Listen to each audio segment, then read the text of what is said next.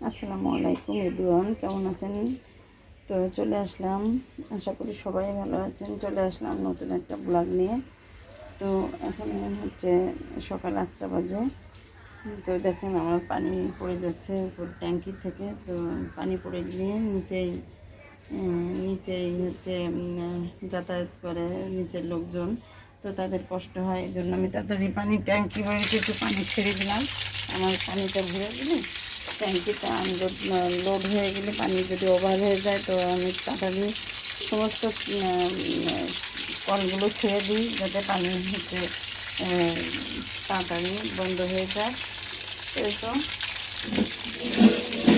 বাসায় সকালবেলা একটু ভাত রান্না করেছি, ভাত আর ভর্তা। আমি একটু গাছগুলোকে পানি দিয়ে দিই। তো ভাবলাম যে বাসায় কেউ নাই, 2-4 জন আছি, তো কাজ একটু কম আছে। তো সকাল সকাল আপনাদের সাথে একটু ব্লগটা শেয়ার করি। তো এটাই আশা। আর প্রতিদিন আপনাদের সাথে একটু আমি যা যা করি একটু করে না দেখালে আমারও ভালো লাগে না। তো আসলে সকাল থেকে আজকে অনেক রোদ্দুর উঠেছে। জানি না, আজ 2 দিন ধরে, গত 2 দিন অনেক রোদ্দুর গরম হয়েছিল। আজকেও মনে হয় যে খুবই গরম পড়বে মনে হচ্ছে। তো আমি আমার পুদিনা গাছগুলো একটু পানি দিয়ে দিলাম। আসলে গরমতে এরাও খুব কষ্ট পায়, প্রতিদিন পানি না দিলে এদের শুকায় যায়। তো পানি পড়াটা আমার বেশ একটু কম হয়ে গেছে। দেখুন ট্যাঙ্কি যখন লোড হয়ে যায় তখন পানি পড়ে একদম নিচে দিয়ে রাস্তা। তো আমি 5-7 দিয়ে আমি পানিটা পড়ে যাওয়ার আগে বন্ধ করে দিই, একটু বেখেয়াল হলেই পানিটা ওভার হয়ে যায় আর কি। তো এখানে সকালবেলায় ভর্তা রান্না করেছি আর ডাল রান্না করেছি। ডাল গত রাত্রে রান্না করে রাখছিলাম। আর এখানে দুপুরের জন্য এই যে ডাল, দুপুরের জন্য আমি হচ্ছে ডিম রান্না করব। তো যা যা করবো আর কি আপনাদের সাথে একটু একটু করে শেয়ার করব। তো আমার সাথে থাকবেন।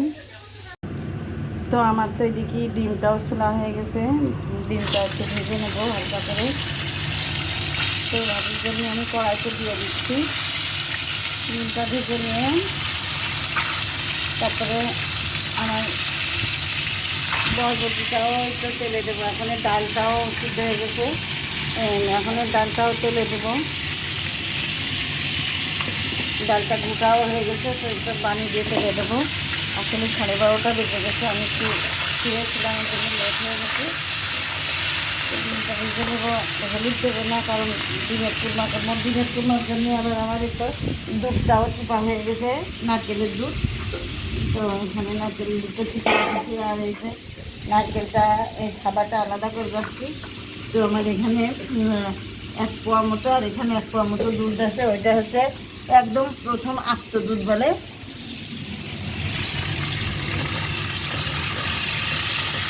আর এখানে আমি আবার আমার মা আবার আচার পাঠাইছে, ওই যে কাঁচা কাঁঠাল, এটারে আমরা ইঁচড় বড়ি। তো ইঁচড় রান্না করব। তো ইঁচড় রান্না করবো একটু ডাল দিয়ে। তো সেটাও আর কি এই রান্না একটা করে সবগুলো করবো। আবার হচ্ছে ইঁচড়টা সিদ্ধ করে তারপরে আমি ভর্তা করবো একটা। আসলে যেদিনকে মনে করি যে মাছ মাংস কিছু রান্না করবো না, সেদিনকে আসলে মেলায় কিছু রান্না হয়ে যায়। এতে উস্তেটা আবার ভর্তা করবো মাছের লেজা দিয়ে। তো এটা দেখেন একটু ফাটাই কেটে দিয়েছি ভিতর থেকে, তাহলে তাড়াতাড়ি সিদ্ধ হয়ে যাবে আর কি। তো আমি তাড়াতাড়ি প্রেশার কুকারে দেবো। আর এই যে এর মধ্যে 2টা আলু দেবো। আলুটাও একটু ভিতর থেকে ফাটাই নিয়েছি, করে কেটে নিয়েছি।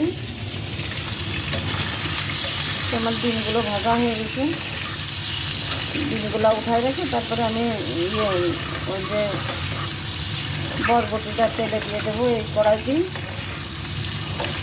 আসলে আমার রান্নাঘরের উপরে ওই দরজা দিয়ে প্রচুর বাতাস আসে, জানালাটা দিয়ে রাখতে হয়, বাতাসে রান্না করা যায় না। আর এই যে দরজা দিয়ে প্রচুর বাতাস আসে, দরজাটা দিয়ে রাখতে হয়। দরজা দিয়ে রাখলে হয় হচ্ছে গরম লাগে, কিন্তু দরজা খুলে রাখলে আবার করা যায় না, রান্না করা যায় না। বাতাসে চুলাটা ডুবে যায়, গ্যাসটা অতি দ্রুত শেষ হয়ে যায়। এই জন্য দরজাটা হালকা একটু খুলে রাখছি।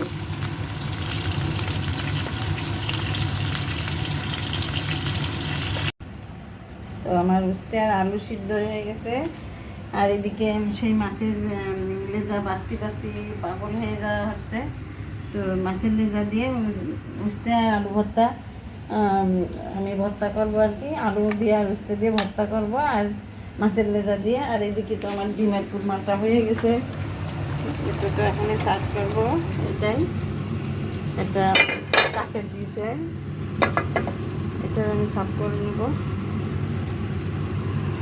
তো হয়ে গেছে ঝোল একদম, তেলটা একটু রেখে দিলে তেলটা বাইর হয়ে যাবে। তো আম দিয়ে আমি ডিম ভুনা করেছি, ডিমের কুরমাটা করেছি।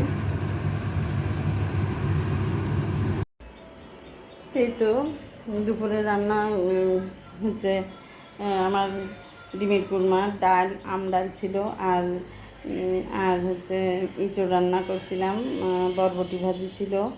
তো আসলে যেদিন মাছ মাংস না হয় সেদিনকে আসলে এটা ওটা করতে করতে নিরামিষই অনেক কিছুই হয়ে যায় আয়োজনটা। তো আমার দুপুরে খাওয়া দাওয়া হয়ে গেছে। তো এখন আসরের আজানও দিয়ে দিয়েছে, তো সন্ধ্যা হবো প্রায়। তো আমি হচ্ছে সন্ধ্যার জন্য একটু চা বানাবো এখানে, তারপরে মাগরিবের আজান দেবে, নামাজ পড়বো, নামাজ পড়েই তারপরে চা বানাবো।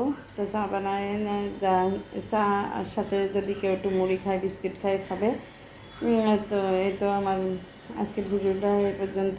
তো আমার ভিডিও যদি ভালো লেগে থাকে তাহলে লাইক, কমেন্ট আর সাবস্ক্রাইব করে আমার সাথে থাকবেন। নতুন নতুন ভিডিও পেতে হলে আমাকে একটু ফলো দিয়ে রাখবেন, আর হচ্ছে ভালোবেসে আমার পাশে থাকবেন সবাই। ইচ্ছা আছে অনেক দূর যাওয়ার, তো আমার সাথে থাকবেন আপনারা।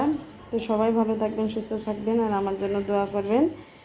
আর এদিকে হচ্ছে কালকে আবার দেখা হবে নতুন একটা ব্লগে। তো সেই পর্যন্ত সবাই সুস্থ থাকেন আর আমার জন্য দোয়া করবেন। আল্লাহ হাফেজ।